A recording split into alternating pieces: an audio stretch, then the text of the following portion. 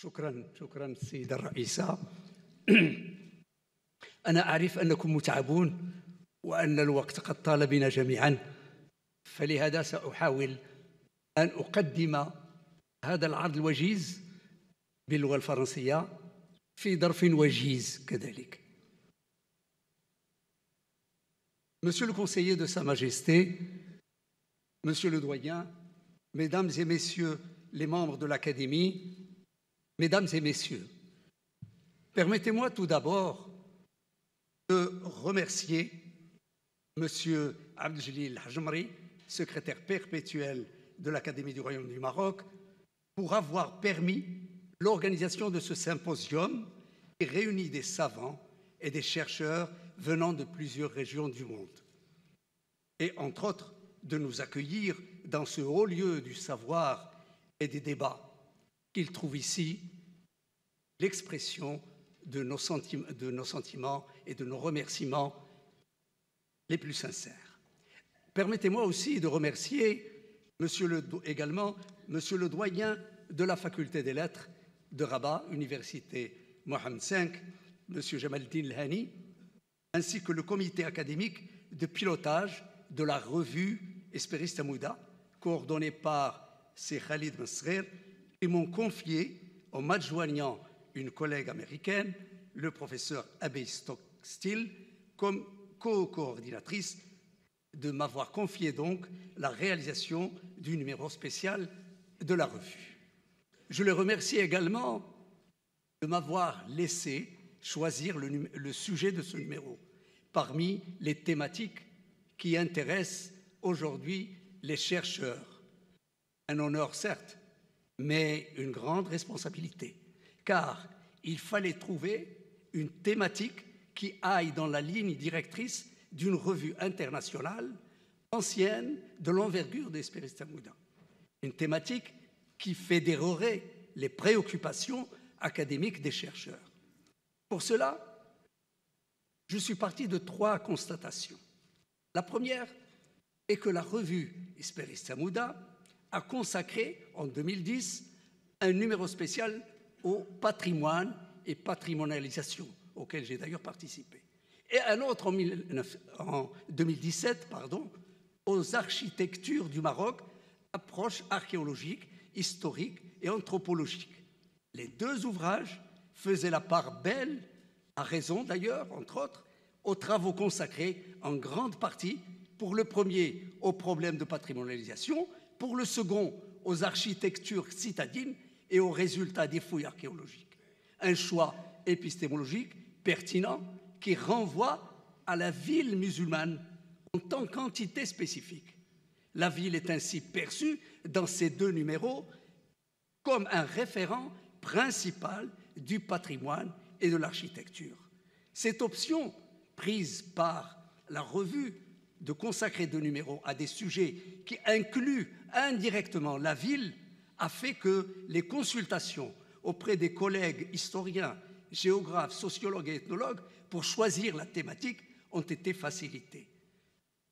Dès le départ, était déjà acquis à ce choix de nombreux collègues ayant participé à ces 2 numéros. La seconde constatation, à partir de laquelle je suis parti, est que les thématiques de recherche dans les sciences humaines ont depuis un moment déplacé le cursus de leurs intérêts et migré des thématiques anthropologiques et ethnologiques chères à l'orientalisme classique, comme la tribu, comme la berbérité, la zaouïa, l'événement, et bien d'autres thèmes que l'anthropologie coloniale avait imposés aux historiens, comme l'a reconnu Jacques Berck dans une de ses interventions dans un colloque international en 1980 à Paris, pour se fixer sur des thématiques plus historiques, plus géographiques, plus sociologiques, comme le phénomène urbain. En fait, la question de la ville était devenue une question mobilisatrice.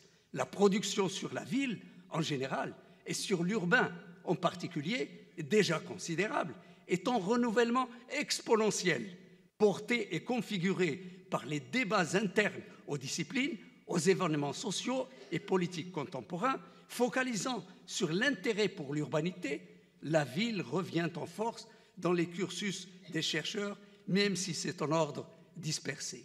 En effet, le nouvel intérêt que connaît l'écriture sur la ville depuis près de 2 décennies, depuis 2000 pratiquement, relancé par une conjoncture internationale favorable, a produit des travaux de grande valeur, des études nouvelles, ouvrant de nouveaux horizons à la recherche sur la ville musulmane.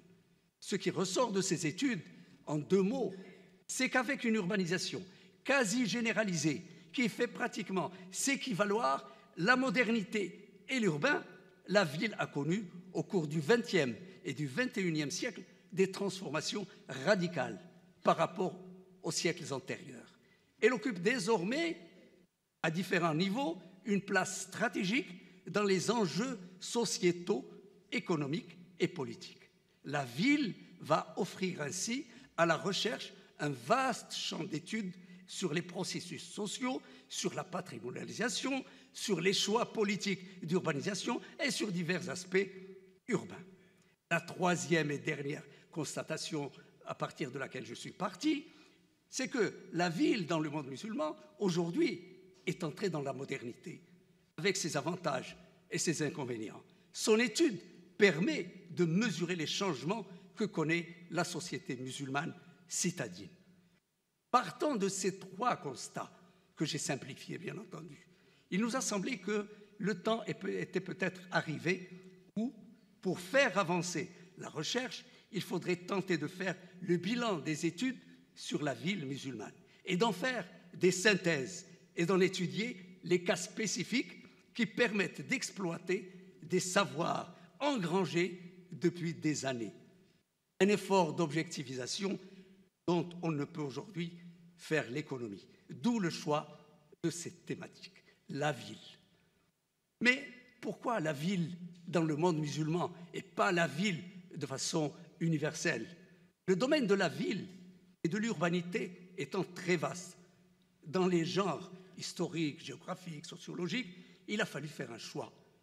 Nous avons ainsi opté pour l'étude de la ville musulmane, un choix qui n'a pas été arbitraire, qui prend sa légitimité de l'appartenance à cette ère historico-géographique qu'est le monde musulman. Nous avons ainsi limité notre choix à l'espace monde musulman, un espace vaste, bien spécifique pourtant. Vaste espace, traversé par des influences diverses et ayant subi la modernité de plein fouet tout au long du XXe siècle et début du XXIe siècle. Le monde de l'islam va connaître une urbanisation inégale. Les orientalistes, déjà au XIXe siècle, sont allés jusqu'à faire de la ville du monde musulman un genre, la ville musulmane. Les chercheurs d'aujourd'hui vont revisiter cette appellation. C'est que la ville dans le monde musulman a connu toutes les vicissitudes des interprétations, comme elle a connu toutes les évolutions. Elle a subi une modernité qui l'a remise dans l'universalité. La ville musulmane nous offre ainsi un terrain de recherche et de débat riche et fertile. Le choix de la thématique ainsi fait, l'adhésion des chercheurs a été totale. Toutes les personnes que nous avons contactées avec ce sujet ont répondu, pratiquement toutes, à part certaines personnes qui étaient occupées par ailleurs, ont répondu favorablement. Au début donc fut l'appel à contribution au numéro spécial Esperista Muda, avant de lancer l'organisation de ce colloque. C'est-à-dire que c'est l'appel à contribution au numéro spécial d'Esperista Muda qui a fait qu'on a passé à une étape, celle d'organiser ce grand colloque.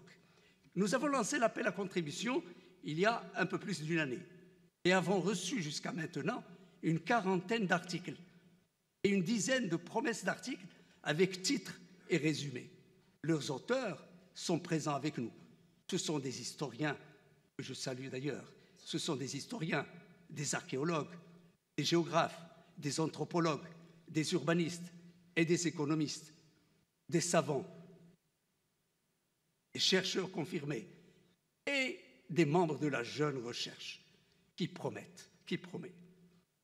Ils mettent en scène les villes du Maghreb, du Sahara, du Moyen-Orient, de l'Andalousie et de l'Extrême-Orient. Ils s'impliquent dans des débats sur des sites archéologiques, des villes nouvellement découvertes, les sites archéologiques de villes nouvellement découvertes et des sites dont on réinterprète les données sur l'histoire revisitée des nombreuses villes et sur les problèmes de l'urbanisme et sur son renouveau. De nombreux questionnements ont servi de point de départ pour qu'on puisse travailler dans la cohésion et dans une même direction.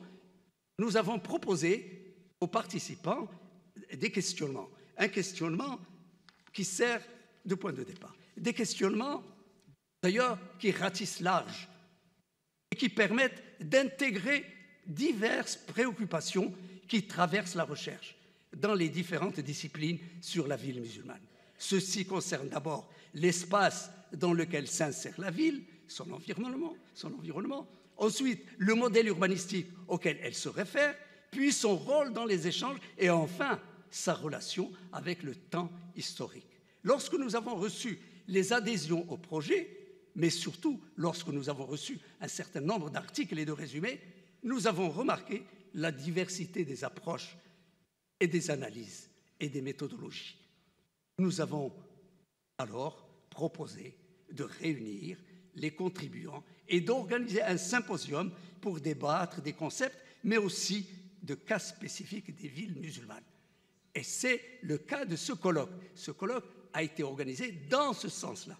Ce colloque est en fait un colloque de restitution d'articles et de débats. Il permet de réunir des chercheurs de différentes spécialités qui travaillent sur la ville dans le monde musulman. Des archéologues, des historiens et des géographes, des architectes, des économistes sont ici pour comparer leurs travaux, leurs analyses et leurs conclusions.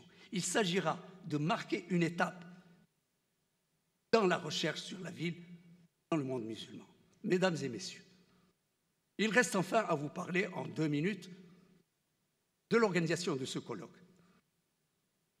Cette rencontre réunit tous les participants au numéro spécial, ceux qui ont déjà remis leurs textes et ceux qui vont les remettre après cette rencontre pour qu'ils soient publiés. Le colloque se déroulera sous forme de communication et de débat. Les débats seront répartis en ateliers, des workshops, ateliers archéologie, ateliers histoire et ateliers géographie, architecture, économie et sociologie, pour permettre à chaque spécialité de s'exprimer dans un cadre de spécialistes. Cela n'a pas été facile de classer les gens et de classer les articles selon ce partage, mais on a essayé de faire pour le mieux et je pense que nous y sommes arrivés à peu près et les gens pourront se déplacer d'un atelier à l'autre. Tous les ateliers se déroulent en parallèle sur les 2 jours du colloque. Une séance de clôture sera consacrée au bilan et aux perspectives. Voilà, mesdames et messieurs, j'en ai fini. Je voudrais juste adresser mes remerciements aux collègues qui m'ont apporté leur soutien pour constituer les dossiers archéologie et géographie, architecture et urbanisme.